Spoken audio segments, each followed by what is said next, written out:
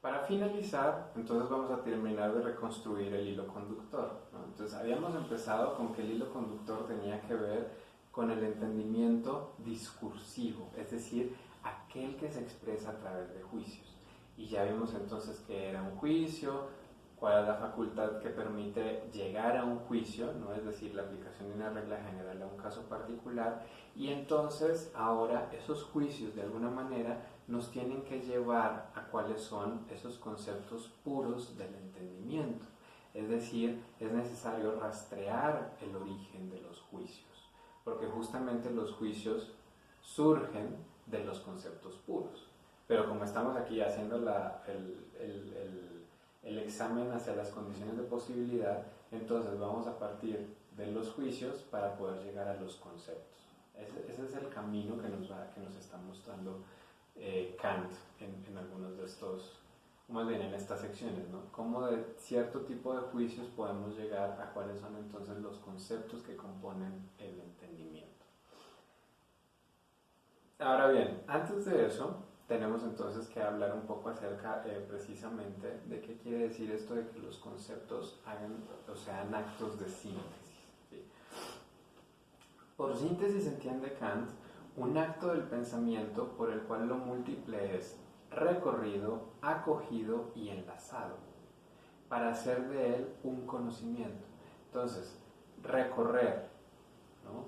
Recorre todos los casos múltiples singulares que hay. Acoger, los trae hacia sí. Y por último, enlazar, que es encontrar qué es lo que hay de común en todos ellos para que ahora sí queden todos unidos en esa unidad que es el concepto. Entonces, la síntesis, por eso les decía en el video anterior, tiene que ver con esta capacidad de hacer que lo múltiple sea presentado como una unidad. ¿Qué permite este acto de síntesis? Entonces, que se añadan diversas representaciones unas a otras y comprender su multiplicidad en una unidad que es el concepto. Y ahí lo que vamos a tener entonces es que la síntesis, y esto es muy importante, aunque no vamos a ahondar mucho sobre ello, pero pues ya si quieren en la clase de discusión podemos ver un poco más al respecto. La síntesis es un efecto de la imaginación, ¿no? Una función ciega pero indispensable del alma. Y tiene que ser la imaginación la que se encargue de este acto de síntesis, porque solamente la imaginación puede traer lo múltiple de la sensibilidad a la unidad del entendimiento.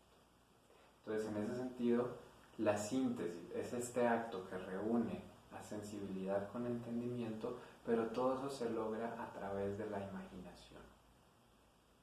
¿Qué imaginación en alemán se dice Einbildungskraft? Kraft quiere decir fuerza, Bildung es imagen o formación y Ein es adentro. Entonces, literalmente la imaginación en alemán quiere decir una fuerza de producir imágenes interiores. Entonces, la imaginación también es una capacidad.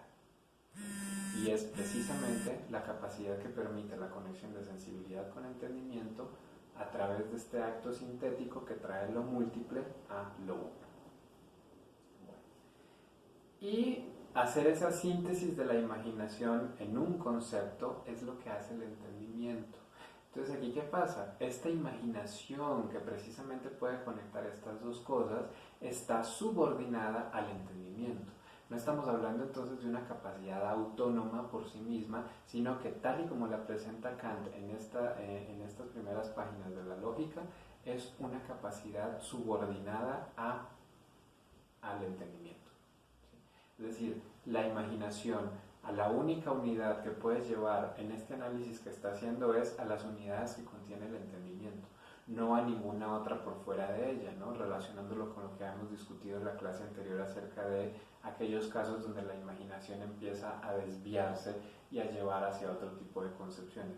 Aquí eso no está permitido, en tanto que la imaginación está como capacidad sintética, está subordinada por completo al entendimiento. Ahora bien, Ya lo último, entonces, tiene que ver con la tabla de categorías, ¿no? Es decir, cómo finaliza el hilo conductor. ¿Qué tipo de juicios dan lugar a qué conceptos? Entonces, como ustedes saben, la tabla de categorías de Kant contiene 12 categorías. Es una tabla finita, que es completa para él. O sea, todo lo que pueda aparecer como fenómeno tiene que ser configurado y juzgado, o más bien todo lo que se pueda decir acerca de ello tiene que ser configurado a través de estas 12 categorías.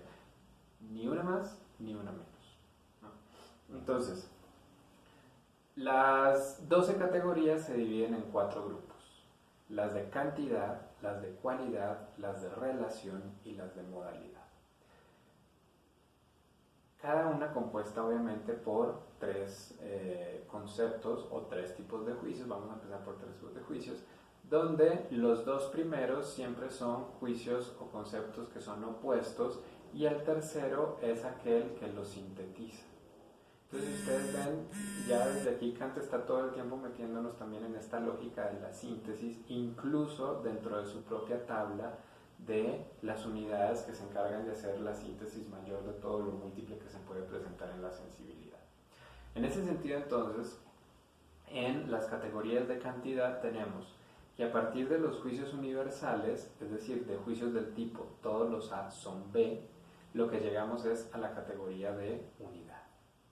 A partir de los juicios particulares del tipo A es B, llegamos a la pluralidad, ¿no? Y luego viene un tipo peculiar de juicio, que es el juicio singular.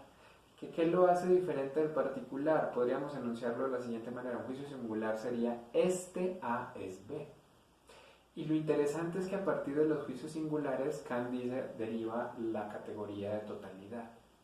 Porque si entonces ya tenemos este A es B, quiere decir que tenemos que hacer toda la lista de estos A's, porque hay muchos A's, ¿no? Así como, pues yo aquí nomás tengo 2 lapiceros, pero pues ya son 2. Entonces, este lapicero esto es un lapicero, este es otro lapicero, y así con muchos otros.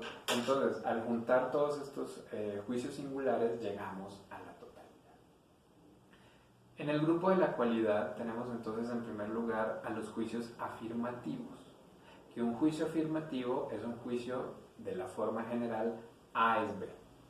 Es decir, estamos diciendo que A en efecto es o tiene esta propiedad, esta cualidad, o pertenece a este grupo de otros objetos que tienen esta característica en común.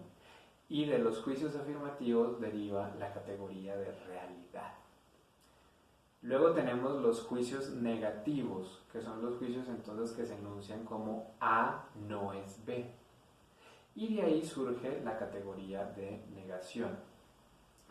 Y por último tenemos otro tipo de juicio muy peculiar, que de hecho junto con el singular, estos son juicios que Kant introduce a la lógica, no estaban definidos como tal antes, sino que, como él decía, los juicios singulares muchas veces se toman por universales y los infinitos se toman como negativos.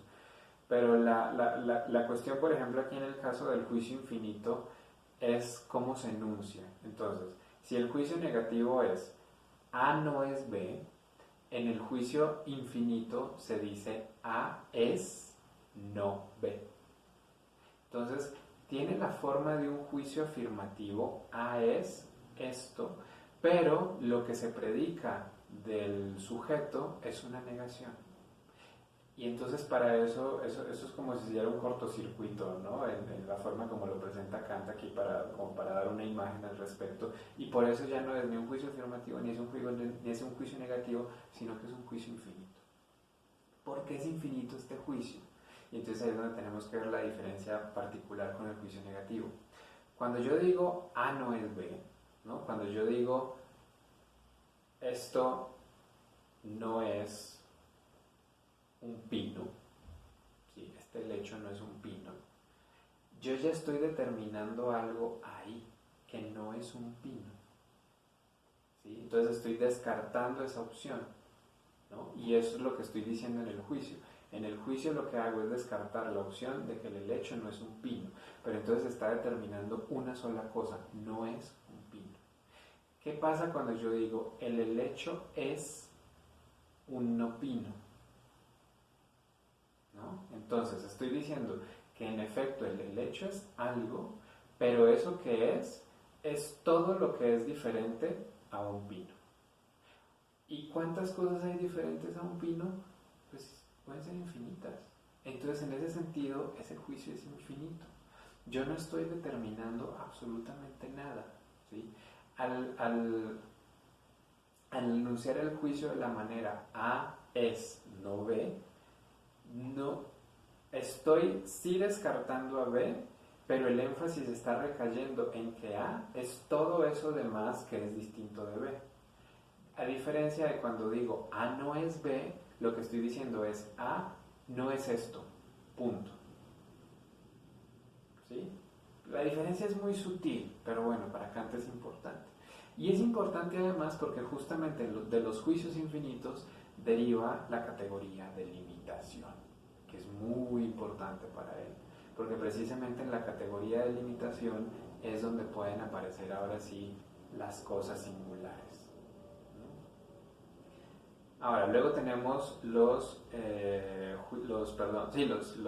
conjunto de las categorías de relación. Donde entonces, en primer lugar, tenemos que a partir de los juicios categóricos, y aquí de nuevo, un juicio categórico es un juicio de la forma A es B, de ello se deriva la categoría de sustancia y accidente, ¿no? Sustancia va a ser el sujeto y el accidente va a ser el predicado. Luego tenemos los juicios hipotéticos, donde el más importante de todos ellos es A es la causa de B. Y de ahí entonces obtenemos la categoría de causalidad. Y por último tenemos los juicios disyuntivos. O es A o es B. Pero no puede ser los dos a la vez. Y a partir de ahí obtenemos la categoría de acción-reacción o comunidad. Es decir, para Kant en los juicios disyuntivos es donde se encuentra la posibilidad de poder llegar a una determinación total de todos los juicios del conocimiento. ¿Sí? Porque solamente a partir de las disyunciones de o es esto o es aquello, yo puedo ir determinando absolutamente todo lo que hay hasta completar las determinaciones de absolutamente todo lo que existe. Y entonces en ese sentido pues es que tiene que ver con esta comunidad, ¿no? Con juntar todo bajo una misma cosa. Que es distinto de la categoría, por ejemplo, de totalidad, porque en la totalidad lo único que tenemos es una serie de individuos agregados. Pero aquí es comunidad porque precisamente hay relaciones de alguna manera entre ellos, ¿no? Si decimos o es A o es B, al determinarlo como uno, pues estamos diciendo que no es B, pero está estableciendo una relación con B. Entonces se forma ahí, o sea, ya no son individuos agregados, sino que se teje un cierto nexo entre todos ellos que forman esta comunidad. Por último, tenemos el grupo de las categorías de modalidad.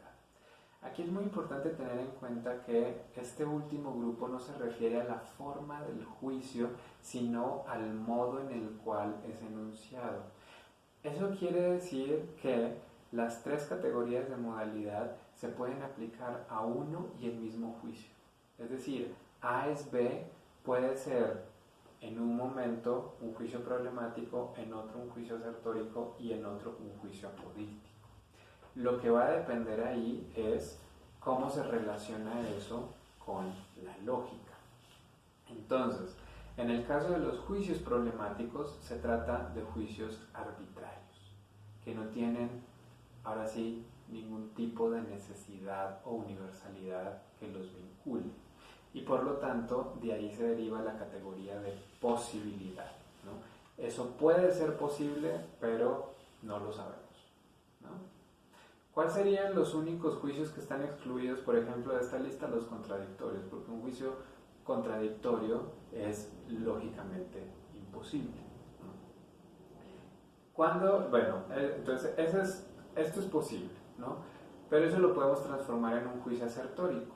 Digamos, se contrastó con la experiencia y se vio que en efecto eso ocurre. Y entonces ahí ya decimos, entonces este juicio es verdadero. Y ahí ya tenemos entonces la categoría de realidad efectiva.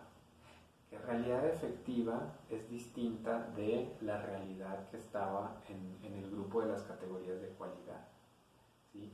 Ahí simplemente se está hablando de algo que es real en tanto que puede aparecer como un fenómeno, pero todavía sin ningún tipo de conexión a la verdad y a las reglas de la lógica que rigen eso, mientras que en el juicio asertórico y en la categoría de realidad efectiva, de alguna manera eso ya se ha corroborado, ¿no? Ya se ha probado esa concordancia y entonces ya podemos decir que eso efectivamente existe. ¿Sí? Solamente cuando llegamos al momento de la realidad efectiva es que podemos decir que algo efectivamente existe. ¿Sí? Y por último tenemos los juicios apodícticos, que son aquellos que contienen una afirmación a priori de validez. Y de ello se deriva la categoría de necesidad. Es decir, que esto que existe solamente puede existir de esta manera y no de ninguna otra. Entonces, si ustedes ven, por eso las categorías de modalidad se pueden aplicar a la misma cosa, porque algo puede ser posible cuando se plantea simplemente como una hipótesis, pero una vez que se corrobora que es así, entonces pasa a tener realidad efectiva, y una vez que eso que se corroboró se ve que es absolutamente universal y necesario, entonces pasa a tener necesidad, ¿no? A que siempre va a ser de esa forma y no de otra. Bueno, con eso entonces acabamos esta primera parte de la exposición de la lógica trascendental y de la parte pues de la lógica de la crítica de la razón pura. Ahí nos veremos entonces la siguiente semana para discutir, conversar, charlar y resolver cualquier inquietudes que tengan, cualesquier inquietudes que puedan tener. Y pues bueno, sin más por el momento, entonces nos vemos dentro de 8 días. Espero que puedan leer y descansar y pues que se la pasen bien. Chao, chao.